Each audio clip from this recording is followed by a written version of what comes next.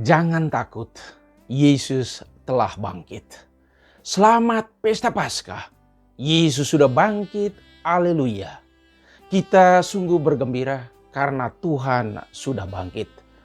Seputar kebangkitan Yesus ada beberapa hal menarik. Ada ketakutan, kecemasan, dan para murid disuruh ke Galilea. Ketakutan adalah pengalaman yang pernah dialami oleh semua orang. Kadar ketakutan itu berbeda-beda, sangat tergantung dari intensitas pengalaman masing-masing kita. Ketakutan itu erat hubungannya dengan rasa aman. Ketakutan objeknya jelas. Misalnya takut pada anjing yang galak, pada binatang buas, atau binatang berbisa. Ada yang takut pada tempat yang gelap, pada ketinggian, atau hal-hal lainnya lagi. Tetapi ada juga orang takut, tetapi objek ketakutannya tidak jelas. Misalnya, orang takut terhadap sesuatu yang ia tidak tahu. Orang, tempat, atau sesuatu yang lain. Orang takut pada bayangan yang tidak jelas. Takut pada pikirannya sendiri. Ketakutan model ini mesti diselesaikan. Ada sesuatu yang mesti disembuhkan sampai ke akarnya. Entah fisik, entah psikis.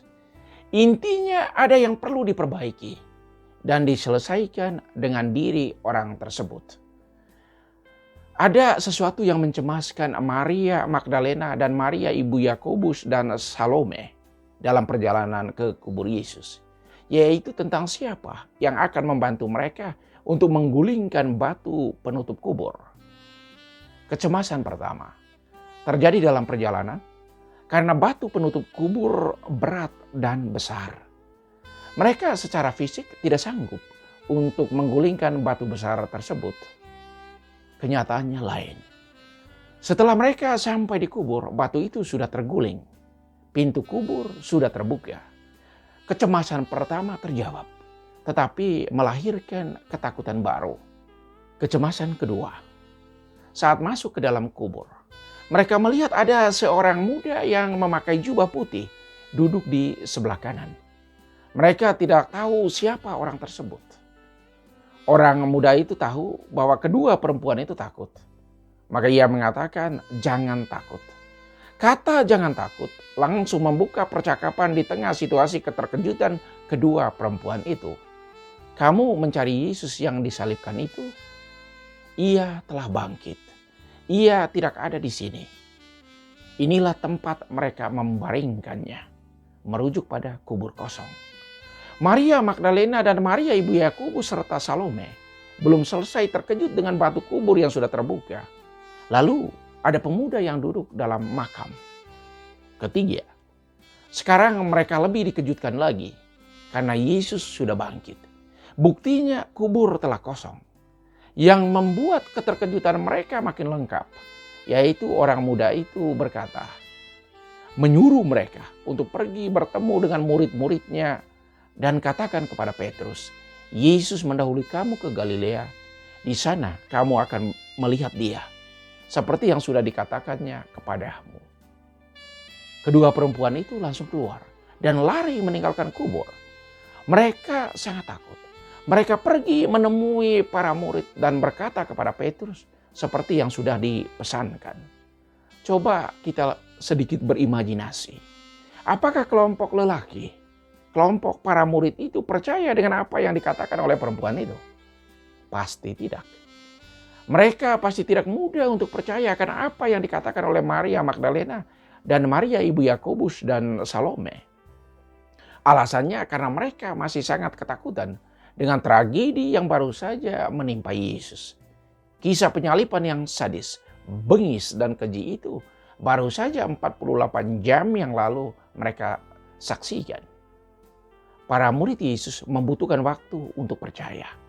Karena itu sejak kebangkitan yang disaksikan oleh kedua perempuan tadi, sesudah itu secara terus-menerus Yesus menampakkan dirinya kepada para murid. Mereka membutuhkan waktu lebih untuk semuanya percaya. Orang terakhir yang percaya kepada kebangkitan Yesus yaitu Thomas. Ia tidak percaya kepada omongan orang lain. Ia mau melihat dengan matanya sendiri. Karena itu Yesus menyapa kita semua. Berbahagialah orang yang tidak melihat namun percaya. Zaman ini banyak Thomas-Thomas lain. Tugas kita yakni terus memberi kesaksian bahwa Yesus sudah bangkit dari kubur. Ia telah mengalahkan kematian.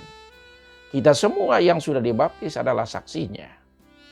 Kenapa Yesus menyuruh para muridnya pergi ke Galilea untuk bertemu dengannya sesudah kebangkitan? Alasannya karena Galilea adalah tempat Yesus memanggil para muridnya. Tempat pertama mereka bertemu dengan Yesus dan menyaksikan pewartaan, mujizat yang dilakukan oleh Yesus. Galilea adalah tempat asal mereka. Di sana mereka merasa aman, senang, dan damai.